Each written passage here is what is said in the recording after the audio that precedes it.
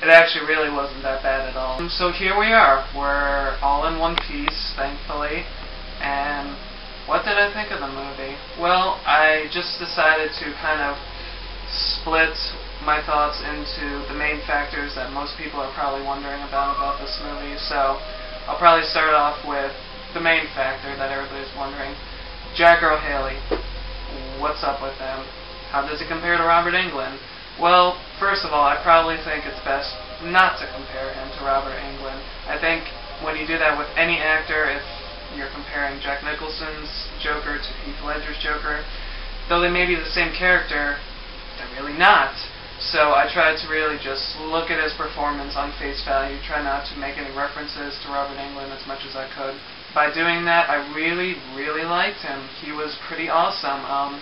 I've been hearing some reviews where people have said that he didn't have a lot to work with, whether that's script-wise, I'm sure that's what it's referring to, but people say that you really don't get a lot out of him, there really isn't much to him, which is really ironic because when I saw it, I didn't get that impression at all. I felt actually that you saw Freddy more in this movie than you did with Robert Englund in the original movie. I mean, you had backstory, which in this case didn't really hurt, in my opinion. In the Halloween remake, where you saw Michael Myers as a kid, that didn't work so much for me. But here, I thought that it was really effective. You got this backstory to him, and there is some question of whether he's innocent or whether he's guilty. Sorry, spoiler. He's guilty. He's guilty of sin. I've also been hearing that people have been having trouble sympathizing with him because he's not as quick-witted, so to speak. He doesn't have all the cheesy one-liners that Robert Englund does. But I don't think the point is to sympathize with Freddy Krueger. He's a murderer. He's a child murderer. And in this case, in this movie, he's a child molester, which just adds to the whole creepy factor. I don't see why you would really want to sympathize with him. Isn't the point to hate the villain? Even though if you love to hate him, you should still hate him. You should never really root for them. In my opinion, that's the sign of a weak movie. If you're hoping that the bad guy goes off and kills everybody, then it's just flat. It's nothing. Overall, no. I really, really love Jack Earl Haley. I thought his performance was excellent. And sorry if this sends a whole bunch of hate mail my way. If they do make a sequel, I wouldn't mind seeing him in the next sequel. I really think he's got some definite potential. So another one of the things, as you saw before, that I was really looking forward to in this movie were the dream sequences. Overall, I wasn't too disappointed. I was pretty impressed with some of them. Say right off the bat, I really, really like the concept of the micro-naps that they brought up in this movie. Just the idea of the kids staying awake for so long that they eventually, their brains start to shut off in increments. It's like when a computer goes to sleep, basically. They brought that idea into it, and also the fact that their insomnia could lead to possible death. So those two things really added a sense of urgency to the film that really wasn't present in the original. It really gave the kids some motivation to get up and do something. I mean, yeah, they have a guy chasing them in their dreams who wants to kill them, but that just added to the overall, thrill factor of the movie. So that was really cool. The dreams themselves, the best one, in my opinion, the one that I really liked, also in relation to the micro-naps, was the scene where Nancy's in the pharmacy and she's having those flashes of Freddy walking towards her in the boiling room. The scene transitions and flashes, basically, from the pharmacy to the boiler room, and just, there were so many cool things going on in there. Freddy would, scratch his claws against the pipes, and then back in the pharmacy, you would see things tumble down from the shelves, and it was really neat because the smallest of details, like if powder were to fly off the shelves, it would be in almost the exact same position as smoke coming out of the pipe. So it looked like, sad to say, but that was the most well-crafted scene of the entire movie. It looks like they really tried hard to just get that smooth, of sorts, transition between those two scenes, and it worked really well. Some of my fears that I talked about before going into the movie were met, mostly in the replications, so to speak, that they did in the remake here. Take for instance the scene where Freddy presses his hands and face up against the wall. That looked a hell of a lot better in the original movie. In this one, I know this is an old argument, but they used CGI. It looked like crap. It looked like something out of a Saturday morning cartoon. It was just really awful. It wasn't anything frightening about it at all, or creepy like it was in the original one.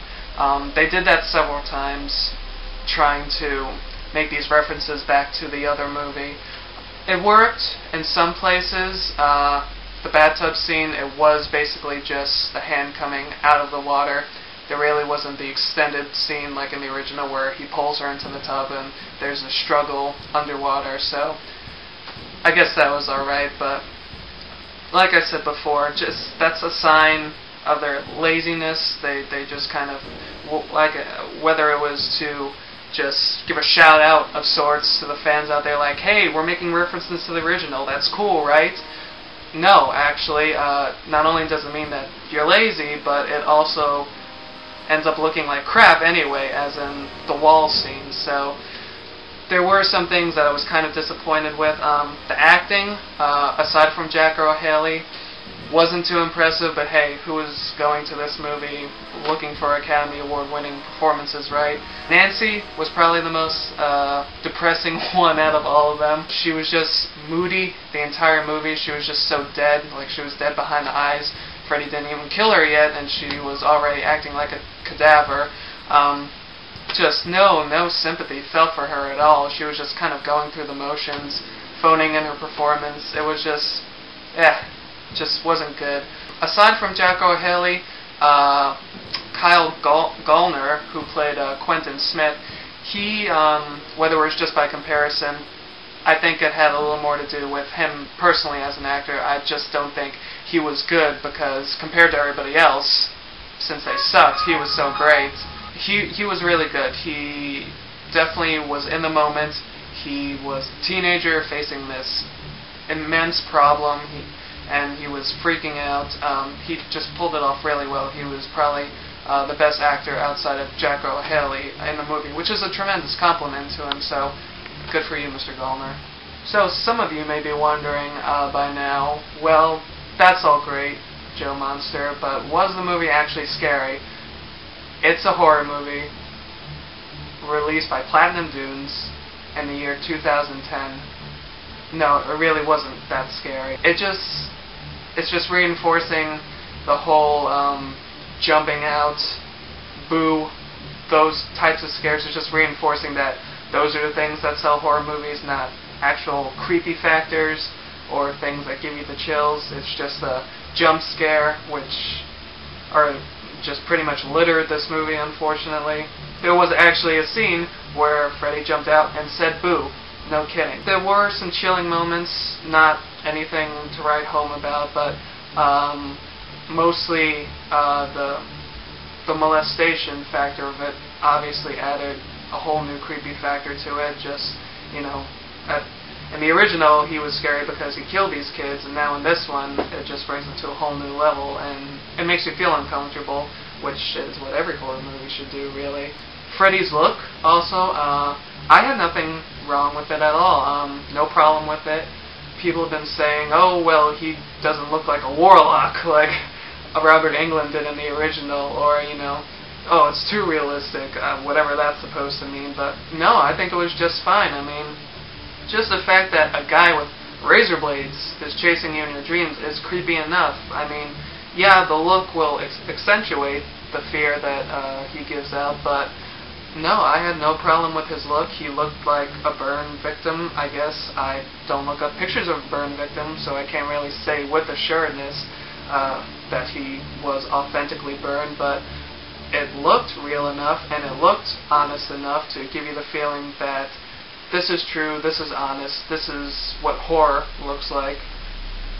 And it worked for me. It worked for me. I did not miss or was bereaved at the loss of Robert Englund's look whatsoever.